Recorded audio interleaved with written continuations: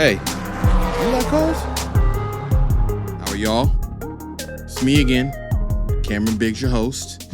You know it's the CarQuicks podcast. You know I haven't been here, and I think it's like 11 days. Not my usual, but we're back now. You know what time it is. It's episode 62, CarQuicks podcast.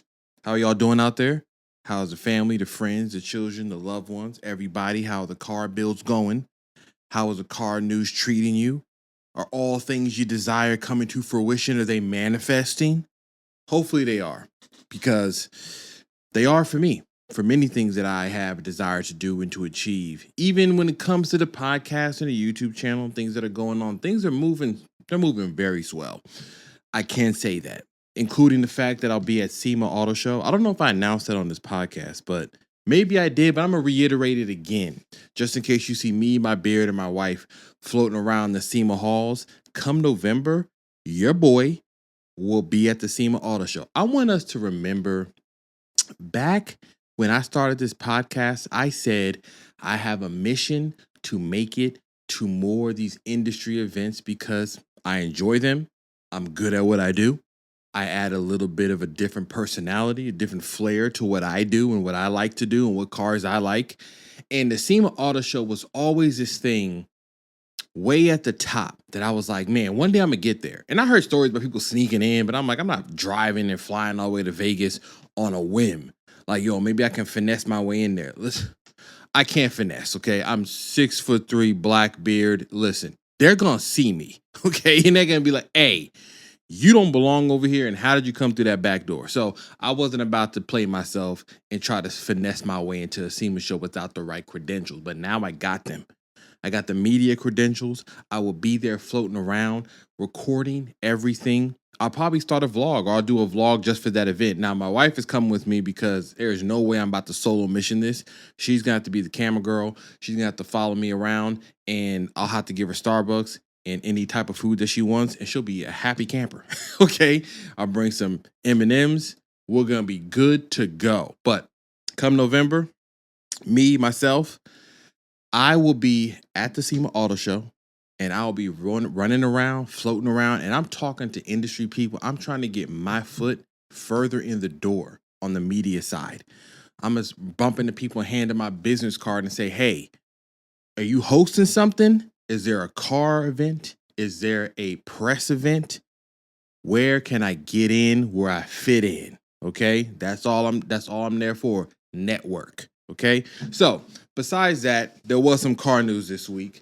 I didn't catch all of it, but there was a few things that kind of popped up that are kind of the most important thing. And if you ever see me on this video looking off to the side, I kind of have a little monitor set off to the side. Now I'm getting real professional.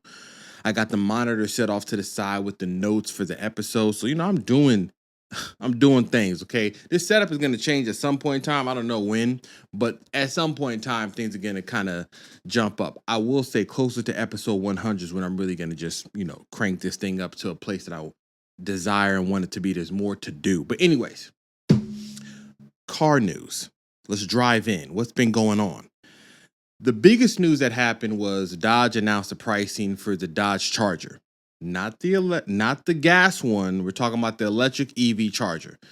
Now, of course, this car is going to there's going to be there's going to be really divided line in the sand. There's going to be those that are driving current Scat Packs and Hellcats and RTs that have no desire to give up their V8 engines. I understand. And then there's a side that embraces whatever Dodge is going to do. Maybe they own Hellcats and Scat Packs, and they say, you know what? I am going to buy an EV one, or they have the means to do it or the means to try it out, or they just like the idea of electric cars. I do as well, too. So I'm not discouraged by any of them that come out. I want to experience them as well, too. So Dodge announced the pricing, though. This is what we're getting to. The pricing on these cars, I mean, every time a new car comes out, it's like another reminder of like, yo, inflation, economies, prices, stuff is just like, it's just out there at a price point that it's like, yo, who buying this stuff, yo? Like, folks was really getting to it to afford some of this stuff. Now, here's the pricing. The regular RT starts at $61,590. And for that, you get 469 horsepower, No, 496 horsepower, 404 foot-pounds of torque on a 400-volt dual motor architecture with all-wheel drive. You get a mechanical limited slip differential on it. You get the power shot feature, which adds 40 horsepower for 15 seconds. So that brings you to like 506 for those quick lure. No, not 506. It's 496 plus 40. You're talking about 536 horsepower for a brief 15-second interval. And that's not counting the packages. So we're going to get to those packages in a second because I have a whole screen up talking about these packages because it's really just that crazy. The packages are outrageous, but we're going to get to those packages in a second. We're going to talk about something else first. So as far as the models go, you have the RT version, like I said, starts at $61,000. So get your ducks in a row. That's all I can say. Get your ducks in a row. And we're not even speaking about the next model, which is the Scat Pack, which is the one everybody really is the one that they're talking about, that they want to see and see what it's going to do and see how it's going to work.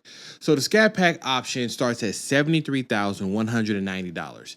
It comes with their Stage 2 direct connection like upgrade package. It's called a Stage 2. It gets you 670 horsepower up from the 496, 0 to 63.3 seconds. You get all-wheel drive, and you get a host of driving modes. You get a track mode, a drag mode, launch mode. You get a race prep mode that conditions the battery for being on a racetrack. You get donut drift mode. You get line lock. So you get all these modes that are really aimed at drag racing and what Dodge and the SRT street racing technology division has been known for all these years. You also get a track package on each Scat Pack, which includes 6-piston front brakes, 4-piston rear. They're all by Brembo. You get adaptive suspension. You get larger tires, 305 in the front, 325 in the rear. They are wrapped in all seasons. I would most definitely just opt for the performance summer tires. I think the Goodyear F1 Supercar 3 tires for like $700. Just get that. We're already at $73,000. I mean, we're not at this stage. When you're at $73,000, it's not like you're trying to cut options out. You're like, oh, I want to save a little bit on the tires. No, get the tires. But the options are where things get a little crazy because remember, at the very least, I'm talking about $62,000 car. So $62,000. And there's an option called the Plus Group. And I'm going to read off their website what that Plus Group includes so you just see what it has. Leatherette low back bucket seats with ventilation. That's in the RT model. Leather high back bucket seats with ventilation. That's in a Scat Pack model. You get optional, they call it demonic red seat color. I'm going to be perfectly honest. I'm not getting an option that says it has demonic red. Listen, that's just me. Do as you please, but I for sure wouldn't be getting that option. I don't need anything on my car that says demonic. I'm sorry. That's why I probably would never have bought a Dodge Demon. But hey, anyways, I digress. Premium IP door trim panels, I guess leather, better, softer feeling on it. 16-inch color driver display on the RT is standard on the Scat Pack. So, as you know, and I've talked about before, screens are becoming the thing on all these cars. They're coming larger, bigger. Some of them, they're across the entire dashboard. We see you Escalade. So 16 inches in the driver display, completely digital. I mean, I don't know how it's going to look because of Uconnect graphics and everything. It could be cool because SRT is known to put very cool graphics for racing and different modes you switch to, and like burnout and donut and drift modes and things like that. So you get a larger display. You get deluxe security alarm. I don't know what that means. Let's be clear here. They're stealing these Scat Packs and Hellcats like they're free pancakes at IHOP, okay? They have no security. If you have a Scat Pack or Hellcat that has a factory security on it, you just live in a very nice neighborhood, or you just don't care about anybody coming to that nice neighborhood and taking one of them things, because we live in a nice neighborhood. And I had a neighbor or somebody near this community got a track house stolen straight out their driveway because of how they reprogrammed the key fobs. So listen, don't rely on the factory one. You get a power hatch because if you know on the new Challenger, it's not a trunk, it's a hatch, which is, I'm a hatchback lover. It's cool, more storage. Power hatch now, you don't gotta lift it up by yourself. You can press a button and it'll close on itself. Attitude adjustment lighting. Now, I know a lot of this is marketing, and I'm like, I guess if you change the mode, the lighting goes red. You're like, listen, you know what time it is. So you know it's go time. All red. Because somehow red means performance now. Red means we're going fast. Though I would prefer like maybe yellow, blue. So I guess blue if you're cruising. I don't know. But attitude adjustment lighting, heads up display for the RT is standard on the Scat Pack. 360 degrees surround sound, and it says frunk. That's what I was going to get to. I don't know how the frunk, like we already have an EV. There's no motor in the front. We know that. They're all under the car with the batteries. But for some reason, the Plus group specifies that there's a frunk. So I don't know what happens if you don't get this package. If you don't get this package, they're going to say, hey, guess what? The front don't open. You didn't opt for a frunk, which is ridiculous. It's asinine. Like, why wouldn't I have a frunk? Wireless charging pad, I mean, that's standard. Premium LED headlights, I would hope so for $62,000. That shouldn't really be an option. Premium headlights should just be a part of a $70,000 car. Premium headlights, exterior mirrors with Dodge logo puddle lamp. I mean, okay, if you didn't know you're driving the Dodge and you open the door, it reminds you again every time you step out, like, hey, just in case you forgot where your car is and what car you have, it's a Dodge. Exterior mirrors, 20 by 9-inch aluminum wheels on RT, much more additional content. I don't know what that means. I'm reading off the press release thing. So that package, if you hear all that, you're like, so what does it cost? $5,000. So on top of the 62 or the 73, near $74,000 that you are going to spend to get one of these EV Dodge Challengers, you will be spending another $5,000 because what I just read is necessary. It's like you can't buy this car and say, I don't want none of that stuff in there. Outside of the red seats that they have, that's a $500 extra option. But everything else in there, you would want that on your car, I would imagine. Now, there are some other smaller packages, like on the RT, they have a black top that blackens, all the exterior, and you get 20-inch dark aluminum wheels. That's $1,000, $1,100. They have a sun and sound option, which is $2,500, which is probably on top of the other $5,000. Now, the sun and sound option is a full glass roof, and then you get an 18-speaker Alpine Pro audio system with a subwoofer. Now, I'm an audio person. A full glass roof is cool, especially if you're driving at night or just in the city. It looks cool to look up. I don't know how the attitude adjustment lighting is going to work with the full glass roof, but that's another $2,500. So you got $5,000 plus $2,500, $7,500 of options if you're trying to go fully loaded. Then there's a carbon and suede package for the Scat Pack, which is $3,000, which includes leather and suede, high back performance seats, door panels of carbon fiber, instrument panels, carbon fiber and suede headliner, A-pillows, carbon fiber exterior mirrors, dark exterior badging, 20 by 11 aluminum wheels, and some other additional content. So that's $3,000. Then there's the all-season tires or the more summer performance tires. Those are $700. So I would guess if you said, I want a fully loaded Scat Pack, I want the $5,000 option plus the carbon one, which kind of sounds redundant because you're getting two of the same things. So maybe some of those cancel each other out, or maybe they say you can't have that. You have to either choose. The Scat Pack comes with so much stuff standard that you may only have to choose this one package. But let's just say, for the sake of the argument, you're going $5,000, $2,500, and $3,000. That's that's $10,000 extra in packages on top of 62 and 73,000. That means a fully loaded Scat Pack is $84,000 to $85,000. Man, I hope y'all really love these EVs because I'm not spending $85,000. Now, 73 to me, I'm also not spending. I wouldn't do it on the EV. Now, I'm not that moved by the EV, not because I don't like the idea of it, not that I wouldn't like to drive in and experience it, is because there is another option out there. See, Dodge isn't just making the regular EV. They are also making a high performance one with an inline twin turbo 6. So that version, just so you know, I'm jumping to the notes. That version is coming out later in the year. These versions come out at the end of 2024, fourth quarter. They have a twin turbo inline 6 that has 550 horsepower and another version that's 420.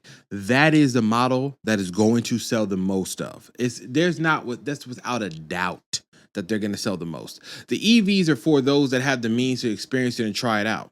But the real versions that are going to be on the street, because if this inline twin turbo 6 that I've talked about in previous podcasts, I said the rumor is it's a very strong motor. I don't know if it's all forged. I don't know if it has strong pistons and rods, but rumors have it that it can be modified and touched up to a higher number of horsepower. So if it got 550 and people, when they get their hands on them and they go to tune it, dyno tune, new turbos, intercoolers, all the stuff we do on turbo cars, like I'm doing on my GR Corolla, is going to apply to this.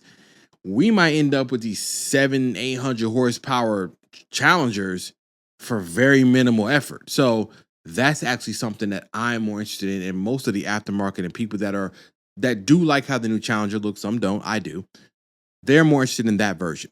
Now, one of the benefits of EVs is a tax credit, and that has a $7,500 tax credit on the Challenger EV. However, it's only for if you lease the car. But that sounds like a bad thing, but I'll be perfectly frank. If you're buying any of these EVs, you really should lease them because they're depreciating horrifically. So if you're going to get one of these EV Dodge Challengers, for one, we're not doing the heavy modifications that like the inline six twin turbo is going to do. Nobody's doing that. It's an EV. They have a direct connection stage 2 package from the factory. I don't even know what that is. When the geeks get involved or something like that, I mean, I'm sure some of these EVs, we can start getting into the programming of it and just figure out that we can just add the power we want from the engine and just, drain the batteries faster because we just want more power. Similar to what you do with like Power Wheels, But you shouldn't really buy them because, like I said, depreciation has become such a thing on these cars that it makes most sense to just lease them out and have fun with them. So you have the lease, $7,500 if you're up to that credit, because it doesn't mean you're definitely going to get it. It means if your tax liability is up to over $7,500, you're going to get all of that. So that is the Charger EV. That is the price of it. I don't have to go too deep into the car and everything they did with it because we already talked about that. We know it's going to come. I'm more interested in the inline six twin turbo. I want to see what that does, how the market responds. If they offer a manual, they probably won't. But regardless of how they do it, that's the model that most people are going to be looking for and clamoring for, so to speak. But the EV one's there. And listen, I will say this. I saw a video of the Fratzonic exhaust, which is they made, if you don't know, when they made this EV, one of the things that they wanted to do was to try to figure out a way to have some type of exhaust note. Now, I say when it comes to EVs, let my thing sound like whatever George Jetson was whipping around space. But that hasn't happened yet. So they not made up, but they made like an exhaust speaker, but it's like an instrument and it has some mechanical parts to it that emulates the sound of a V8. Now, it doesn't sound as terrible as I thought because they had a video of it driving through the tunnel. And for a minute, I was like, oh, snap, that sounds like a V8. But then the pitch kind of didn't change that much. And I was like, that sounds odd. And then I remember there is no V8 Challenger. So I'm like, this must be that Fratzonic exhaust. And it was fairly convincing. Now, when they were doing the donut in the video, the weird thing is that the pitch stayed flat and then it kind of just got louder. It didn't like change. You don't hear gear changes. And obviously we're asking for too much, but the mere fact that they even put that much effort into creating that sound in some form or fashion, even when the car is just idling, it has an idling sound like a, chopping of a V8. So I mean, it's gimmicky. I'm not going to say it's not gimmicky, but some gimmicks are cool. And I'm not mad at that. That's a cool thing. It's like, cool, listen, I know it's an EV, but let me have some fun while I'm there. Now, speaking about some other cars, though, let's get into something that's like, man, every now and then, like a certain car shows up and it's just like absolutely outrageous. Now, I was following this car on Instagram for a long time. I say long time. I don't know how long it was, but I found a car that was called I say NILU. I didn't go to listen. I know I'm bad at going to figure out how you say these names before I jump on this microphone, this camera, but it's spelled NILU. NILU, NILU. You understand, right? Anyways, this car I saw on Instagram and it just looked absolutely outrageous. It looked like a dream. It looked like a supercar that I thought of as a child and drew and said they're never going to build this. It looks absolutely fantastic. I mean, this looks so crazy because it's very, listen, you see the picture. You got to see if you're not watching this video and you listen to audio, I'm sorry. You got to go look up the NILU Supercar or Hypercar and go look at these pictures while I'm talking. We're talking about the canopy of it looks like I don't know, like the La Ferrari, the old Ferrari, Le Mans cars. Rear haunch is very curvature. The front end looks straight out of like Blade Runner. There's really no headlights. It's like an LED stripped around giant intakes. You get to the rear of the car, all you see is massive exhaust pipes that are snaking together 12 to 1 into a center exhaust with the lights that are like floating in the chassis, massive diffuser, 5-spoke. The thing looks like the future, like for real, for real. Like Koenigsegg's look futuristic, Bugattis look future. This looks like this isn't happening right now. Now, supposedly at the Monterey Car Week, another event that I will get to, okay? Obviously not happening this year, but I'm putting it out there. I will make it to the Monterey Car Week in California. It's supposed to be debuting there. So I'm waiting to see that in person, because a lot of the pictures we see are kind of like renders, but they're like, it looks just like that. But let's talk about what this thing has. Just want you to listen carefully. 6.5 liter V12, 1,055 horsepower, 11,000 RPM redline. Now, here's a couple things. Very recently, there has been an influx of these incredibly engaging V12, V8s. Like I was listening to the video because it just sounded so good. But there is a video on YouTube of a 911 that you can buy, an old chassis 911 that has a specific flat six that redlines at 11,000 RPMs, but the car weighs, it's similar to like Singer and Gunther Works, these very bespoke old school 911s, but this one is very lightweight. I believe the body's made out of carbon. We're talking about under 2,600 pounds or under 2,500 pounds.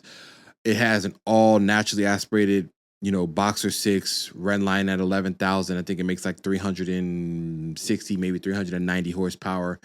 But everybody who's driven this, like the experience is like none other. Because it's lightweight, it's power, it's sound, it's visceral. So we've been getting a lot of these cars like this with these type of engines that I hope to one day hear, like the Gordon Murray T50 and even something like this, the NILU. So 11,000 RPM redline. It has a gated, let me repeat myself. Gated. Look, for the people in the back, it has a gated 7-speed manual transmission. Let that marinate on your brains for all the manual transmission society lovers. But let me repeat it again for those who might be hearing impaired. I said a 7-speed gated manual transmission. This is like the holy grail of the transmissions right now. I mean, if it's speaking about manuals, like obviously the gated ones and other cars like old Ferraris, like F40s and other cars like that. I mean, who doesn't love those? Old Audi R8s had the gated shifter. I mean, this thing, if you look at the pictures of this, it looks like a piece of art floating. This just was amazing. So 7-speed gated transmission. If you look at this interior, I mean, it's orange is white. Now, my brother-in-law, he's a big orange fan, so I'm sure he looks at this and he's like, this is right up my alley completely. But this interior looks like it's just artwork. It's very track focused. So for instance, this model that we're looking at is a track focused version. They're only making 15 of these and they're making 54 road versions. Given how many they're making, which is only 69, I can guarantee you every one of these, just by looking at this is like a $4 million car. There's no way you're getting it for anything. If you got to ask about it, you can't get it. I'm sure you got to go to Monterey Car Week, stand at the booth and talk to somebody and say, listen, I got $1 million right now to wire you to get me on the list. That's probably how it's going to go down. But looking at this interior, looking at these gold wing on the doors that come up, the full glass canopy, the interior with the orange and the seats, the gated shifter, the steering wheel, the gauge cluster. I mean, this looks so good. And we have had a very large influx of these hyper expensive cars. Either that's a testament to the 1% getting more of the pie as they usually do, or it's a testament to people making more and more money, which is also true as well. But there has been a massive influx of these very bespoke cars, these Gunther Works. There's another one, I can't remember the name of it, but it reminds me of a Lancia Integrale. There's all these bespoke coach-built cars that are coming that are built with incredible people and companies behind them that are making very bespoke motors and transmissions and chassis. So if you win the Powerball, there is more than enough of exotic cars outside of the names like Ferrari, Lamborghini, Porsche, but there's like another slew of car in the upper reaches, right? The Bugatti, Koenigsegg, Pagani world, where there's even stuff around them that is more bespoke and unique. So this thing looks absolutely crazy. I'm waiting for Monterey Car Week because usually by that time, if they have a running model, which considering the clientele they're trying to reach, you're going to have some running model. They're not about to believe you on this just by renders. They're going to say, turn it on and let's go drive it to see if you really are delivering on what you say. So Monterey Car Week, NILU's coming. I'm waiting to see what that is. Now, getting back to this is really EV news. This is more so like a testament of not reading the room, if that makes any sense, right? So Volkswagen the other day made an announcement talking about their upcoming GTi. And if you don't know, they said the next GTi is going to be EV only. Don't ask why. Like all these companies have been backpedaling on their EV ambitious claims because they realize you still got to sell a car. And EVs aren't the answer for a lot of people. And when you come to enthusiast cars that are inexpensive and cheap, adding an expensive heavy EV as the only option doesn't really bode well for those that are driving previous models. So they said that the new GTi coming out is going to be the most engaging, most exciting, and fun GTi they ever made. And I said a comment under this post said, this is a prime example of not reading the room. Meaning, the GTi, I have my sister, she's listening, shout out to you. She has a GTi. The people that buy GTIs have already been engaged. Like they've been engaging in the engagement. They've been driving the car. They've been driving manual GTIs. They've been modifying them. They've been putting them on different stages. They've been on the back roads. They've been lowering them. They've been changing the suspension, the top. They have been already engaged in engaging vehicular activities. So to hear Volkswagen come out and say, hey, guess what, guys? The next GTi is going to be the most engaging one we ever made. And it's like, where have you been at? Have you been driving your own car? Because it's been engaging. So what are you offering that would warrant the idea of diminishing, or not diminishing, or just getting rid of the idea of a ICE-powered one or even hybrid? I mean, if your MO for the GTi is to introduce a way for enthusiasts or people to come to the EV side of things, when you have the news talking about all the changes that manufacturers are making to the idea of this, the fact that Toyota now was being placed on a pedestal for the fact that they kind of waited for the EV thing and were introducing more hybrids, even though we're going to get to Toyota late in a second. But I just don't understand how Volkswagen's main people who are running the company are looking around at the success of GR Corollas and Type Rs and Veloster Ns and Elantra Ns and looking at, it's like they don't even look at the community who actually drives and owns Volkswagen GTIs and Golf Rs. Like they don't even look at them. They're like, yeah. That was old news. Now we're on to the new news, and we bet you it's going to be really exciting. So that to me is just like another example of like, this car is going to come out. It's going to cost a lot. And then you're not going to have as many sales. You're going to have the few people that want to buy into it and try it out. I mean, if I had the means, I'd try it out. Like, let me see what the EV GTi feels like. But I'm not going to say this is going to replace all the people who are already putting their money into engaging with a very capable GTi or a Golf R. So, weird statement, honestly. I think it's something that you should get more people involved with the conversation of what you want to do with that GTi. If you want to remain one of the players in the hot hatch community. And the GTi was considered the quintessential hot hatch for years. It was the benchmark of like lightweight fun. It's not overly powered. It's engaging. It's great to drive. It feels good. It's a visceral experience. It was the hot hatch. So for them to kind of like lose it, or they're about to lose it, is an interesting take, or it's an interesting end of the story, so to speak. Like to see them go from MK 1, 2, 3, 4, 5, 6, 7, 8, and then they were like, EV now. It's like, man, this is like watching a movie and it's building up. It's like, Game of Thrones. We was on them seasons. It was going, and then it fell off a cliff. So it could be like that. Now, I'm going to jump to Toyota real quick because I mentioned them. So Toyota has always been known for reliability. Everybody who owns Toyotas, we're a Toyota family. They get them because they're like, listen, oil and gas, see you at 200,000 miles. They're easy. The parts are readily available. They're easy to work on. Almost every auto shop in the entire world and country that you live in, or whatever state, city you live in, somebody knows how to work on a Toyota car. Like, it's not something crazy. You don't got to find a specialist like you got a Jaguar. You can just go anywhere and they're like, yeah, we know how to work on a Toyota. However, Toyota is having a time when it comes to some of these newer models they're introducing. And I suspect there may be a little bit of a tweak to what they have been doing.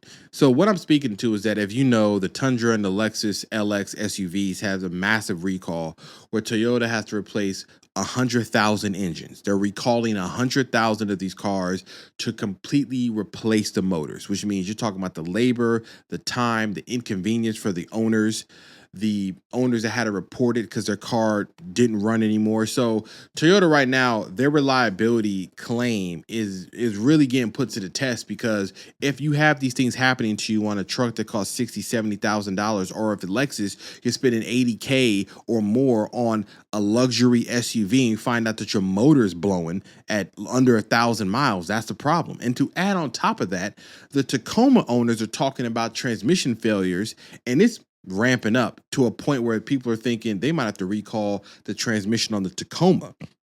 Right on the heels is a new 4Runner too. It's an interesting state for them to be in. The new IMAX Force twin turbo V6 motors that are in the Tundra and the Lexus one, they're the ones that are at question. They're the ones that are having the issue.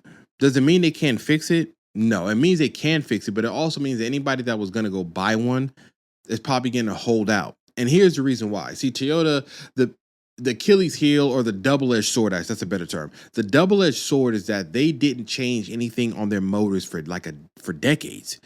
The 4Runner had the same V6. The Sequoia and the Tundra are running the same V8 forever. And because of that, they became known as bulletproof, rock-solid motors.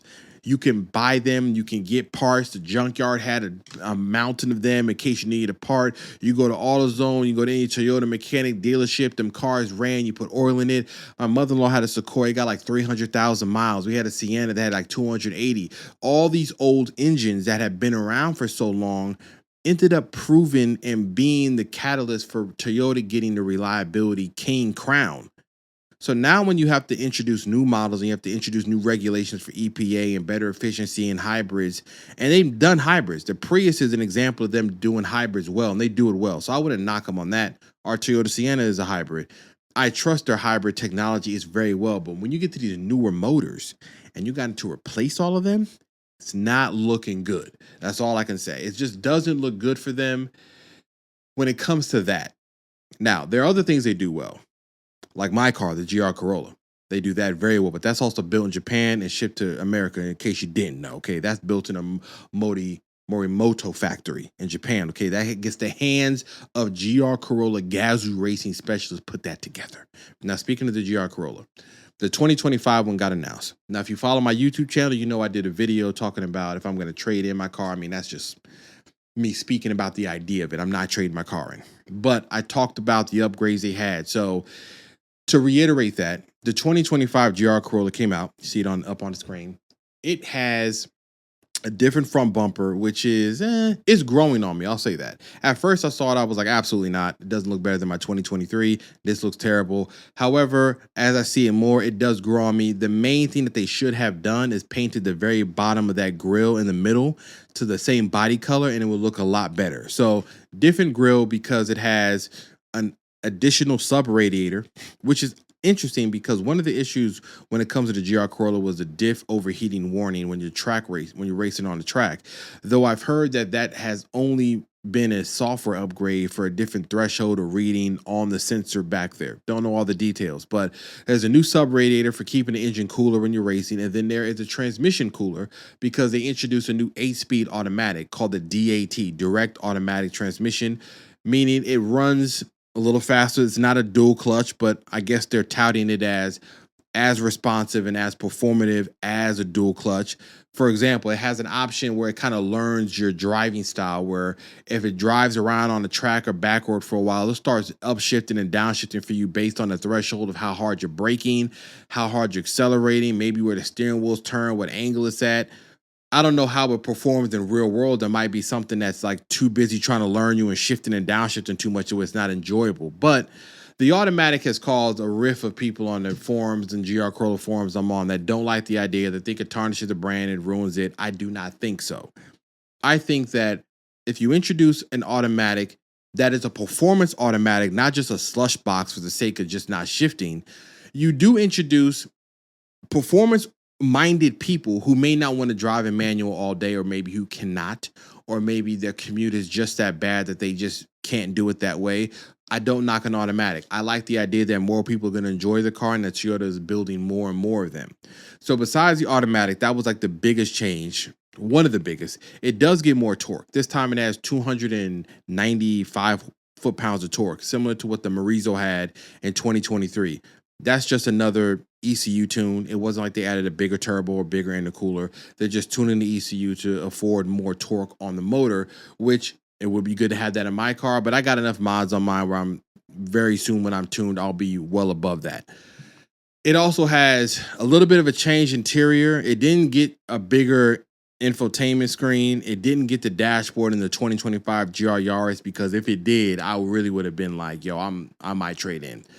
They did try to say they changed interior color and material stitching and feel of it. They said it's more dark and sporty, even though the car is dark and sporty right now. So I don't know what they did on the interior that could be different than black.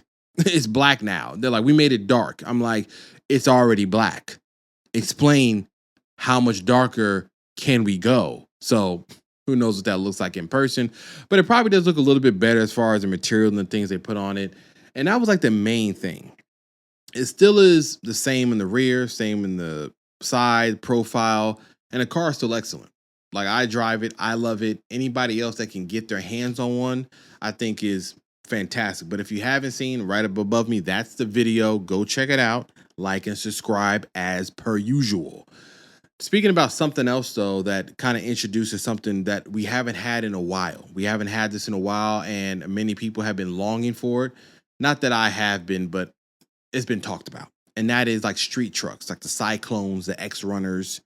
So Ford announced the 2025 Ford Maverick. And obviously, if you know the Ford Maverick, it's a very inexpensive, for today's standards, inexpensive, simple truck. It's not a full size. It's not a massive lifted diesel. It is a truck for those that got to pick up a few things at Home Depot, haul things, carry things. It's a simple truck, something that we've been asking for and wanting. It's even more simple if you compare it to like the Toyota Tacoma, because the Tacoma now is priced well above what the Maverick is. The Maverick starts like $36,000. The Tacoma it might be close to that if you get a base one, but once you start adding options, you can get to $40,000. If you go to the Pro, you're talking about a $70,000 truck. But the Maverick is for simple, I want utility, simple truck. It's clean, it looks good, they run well. They've been a success for Ford. So they introduced an option or a model called Lobo, Lobo, and it has bigger, like 19-inch wheels that are gloss black, like plate style wheels. It definitely looks like a street truck. It's lowered by half an inch in the front, like an inch in the rear, like 1.1 inches. It has a turbo EcoBoost 4-cylinder that makes 238 horsepower and 275 foot-pounds of torque. It has a 7-speed automatic transmission, but it also has a really cool party trick, and that is it's a special torque vectoring twin clutch rear diff that allows it to have better cornering, to drift, do donuts. Like, they were showing this thing spin around, doing donuts, drifting, driving. The suspension has been tuned for better handling. So there's a world of people that like street trucks where they're like, I want something that has performance, sits lower, I'm not off-roading. And realistically, most of these TRD Pro and Pro X-Force ZR71 off-roading trucks ain't off-road neither. So lower suspension, more street-oriented wheels, better handling, better cornering, and it's made to look lower, different ground effects. The interior has blue and yellow stitching, leather, Lobo signs on it. So if you see this, it looks directly like the old street truck, that style of it. Low to the ground, big wheels, similar to like the X-Runner, Cyclones, or any type of not a mini truck, but any type of street truck style that you have seen even at SEMA. So I think this is dope. I think that we should have more of these. Toyota actually showed an X-Runner concept, and everybody was like, just make it. Because there is a very large group of people that say, hey, I want a truck it would be cool if it has a sporty vibe and look to it, because I just want to be able to haul the things I need, carry the things I need, but I don't need to be lifted up into the sky. So we got the Lobo. Now, before I get out of here, I do have some GR Corolla updates. You know, it's our favorite section of the show. So the GR Corolla there's a lot of things happening. All right. So let me start off at the top, the bigger one. I have a new intake. The fine people that I've worked with at MST Performance have blessed me yet again with a version 2 of the intake that I put on the car. Now, this version is substantially different. We're talking about the shroud and everything is one giant intake, basically, that feeds into a new intake that's completely enclosed. I cannot wait to put this on.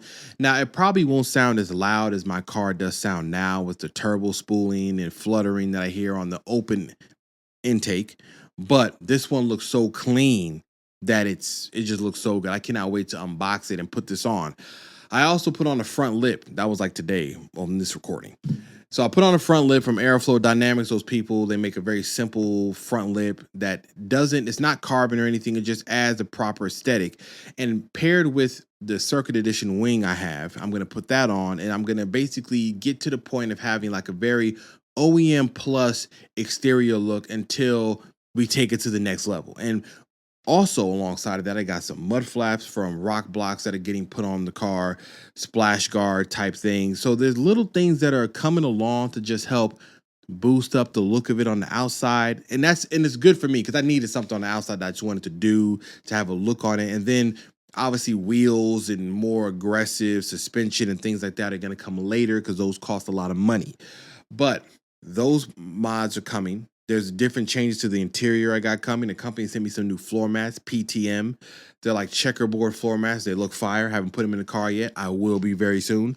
There is a little bit of I say screen protector, but there's a kit from a company in the UK that got sent to me that helps with the piano black situation in the car. I've talked about it numerous times. The piano black on the interior is horrific. I hate it. So to get rid of it, they have like a film protection that turns it all into like a matte black, matte finish, satin finish that I'm going to put on the car. That's going to greatly help as I travel. And I say travel because we got a little bit of road trip coming up, okay? GR Corolla is going to be on the streets. So during that time, I'm going to do these things on there so I can enjoy it while I'm driving it. And it's just going to be fun. There's more mods coming. There's more things in the tuck that I haven't spoken about, and you'll speak about it later when they kind of come into fruition. I changed the exhaust. It has a 6-element exhaust now, dual exhaust. If you don't know, check the YouTube channel. I've said it time and time again. I'm in there doing my thug thizzle. So that is coming. There's more episodes coming, and there's more car modification, more videos. I'm excited for the SEMA show. It's coming up. There's a race event coming up that I want to go to with my son. It's at the end of the month. It's like a Le Mans, like 12-hour race. It's happening at COTA. I don't know if I'll be around for that time, but if I am, I might take myself over there. Until then, as I always say, do as you wish and do as you may. Thanks for joining. This was another episode of CarQuicks. I'm Cameron Biggs, your host, and I'll see y'all around. Peace.